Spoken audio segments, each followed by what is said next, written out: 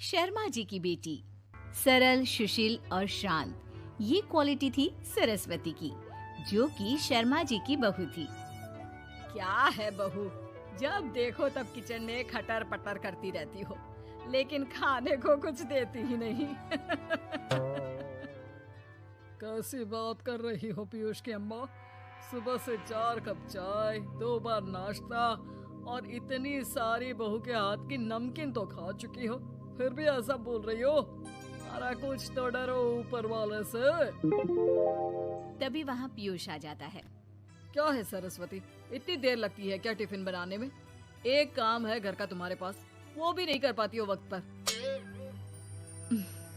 आपका tiffin table पर रखा है और नाश्ता भी, बाकी का सामान बेड पर रखा है और अब मैं मंदिर जा रही हूँ। सरस्वती मंदिर चली जाती है।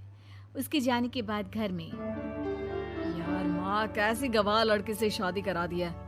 मंदिर, पूजा, किचन और सास ससुर के सिवा इसे कुछ दिखता ही नहीं है कि कैसे खुद को स्मार्ट बनाकर रहना होता है, कैसे लोगों से जुड़ना है, बातें करनी है, ऐश करना है। अरे पैसा बचाओ और कुछ आता ही नहीं इस लड़की को।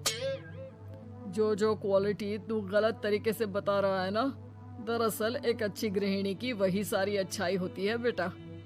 घर को चलाना, समाज में इज्जत दिलाना और घर वालों का ख्याल रखना, और चाहिए ही क्यों? अरे क्यों नहीं चाहिए कुछ और? लड़की ऐसी होती है कि घर आए तो पूरा घर बदल कर रख दे, सभी को खुश रखे।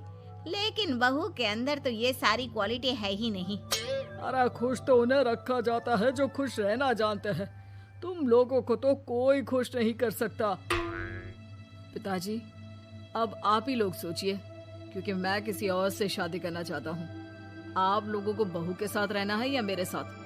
क्योंकि मैं अब इसके साथ नहीं रह सकता। मैं बहू को नहीं छोड़ सकता। उसके मरते पिता को मैंने वादा किया था कि मैं उसे बेटी बनाकर रखूंगा। तो ठीक है ना माँ, तैयार कर ले अपना सामान, हम दोनों किसी और घर में रहने चलेंगे तेरी नई बहू के साथ। अरे हाँ बेटा, वही ठीक है, लेकिन मैं तेरे पिता के बिना भी तो नहीं रह सकती। तो मेरे बिना रह सकती हो? ठीक है, मैं अकेले ही चला जाता हूँ। बेटा वहाँ से चला जाता है, लेकिन सास का दिल नहीं लगता। बहू मंदिर से भी हो आती है और फिर, माँ, पिताजी, खाना लग गया है, खा लीजिए। हाँ, तुझे बस आता ही क्या है, खाना बनाना और खाना खिलाना।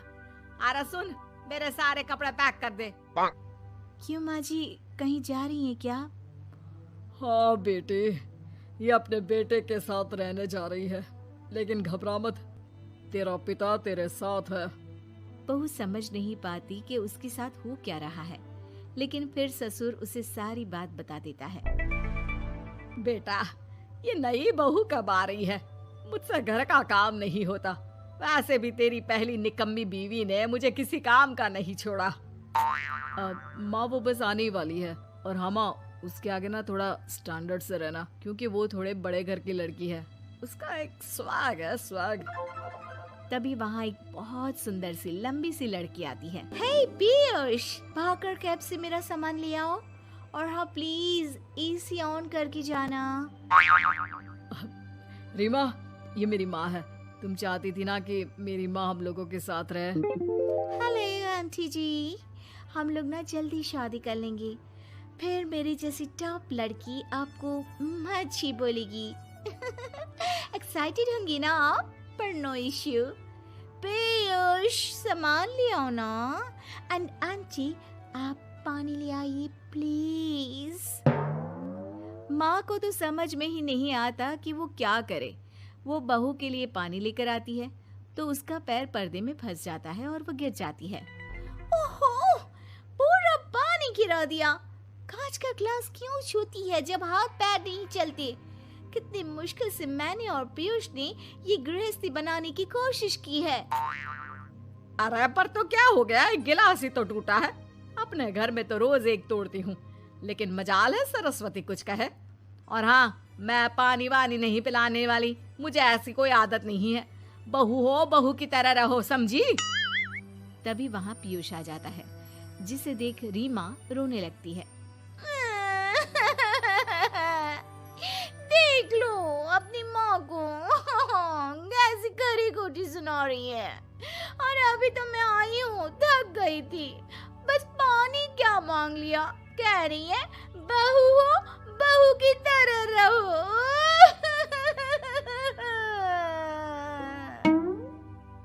अरे यार माँ, समझा कर लाया था ना कि कैसे रहना है। माँ ऐसा करोगी तो मैं भी नहीं रख पाऊंगा तुमको हमारे साथ।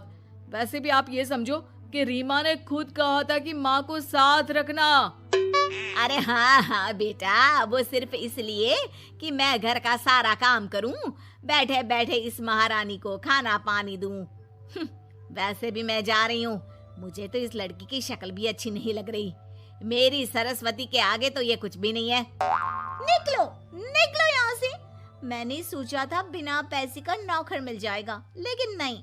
कुछ लोगों को आदत होती है फ्री की रोटी खाने की। निकलो यहाँ से। पीयूष, धक्के मार कर निकालो इस औरत को यहाँ से। अरे ये कैसी बात बोल रही हो रीमा?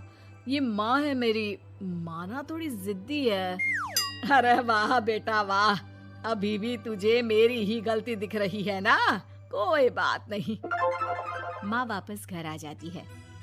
बहू, मुझे माफ कर दे बेटा, वो तो शैतान का नानी है। माँ, मैं उनके बारे में कोई बात नहीं करना चाहती। ये मेरा मायका है। अब आप लोग मेरे माता पिता। मैं हमेशा यहीं रहकर आप लोगों की सेवा करूंगी। नहीं नहीं बेटा, हम करेंगे तेरी शादी किसी अच्छे लड़के से। अरे कोई जरूरत नहीं है, मैं देख कर आई हूँ जो हालत है ना पीयूष की, वहाँ नहीं टिकने वाला ज्यादा दिन। ना टिके वो उसकी मर्जी, लेकिन मेरी बेटी इतनी गई गुजरी नहीं है जो उसे कभी भी छोड़ो और कभी भी वापस आ जाओ तो वो तुम्हें अपना ले। अब ज्यादा ही हो रहा है आपका। माना मैंने गलत किया बहू के साथ, लेकिन वो उसका पति है। और फिर कहावत है ना, सुबह का भूला शाम को वापस आ जाए तो उसे भूला नहीं कहते।